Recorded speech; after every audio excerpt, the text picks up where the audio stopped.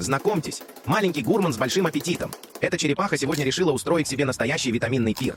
Перед ней свежий лист опунции. Да-да, это тот самый кактус, который черепахи просто обожают. Посмотрите, с каким спокойствием и уверенностью она делает каждый укус. Никакой спешки, никакой суеты, только жизнь в полном дзене. Каждый хруст, будто маленькое удовольствие. И кажется, что этот зеленый деликатес делает ее по-настоящему счастливой. Иногда нам всем стоит поучиться у черепах. Есть медленно, наслаждаться моментом и получать радость от самых простых вещей.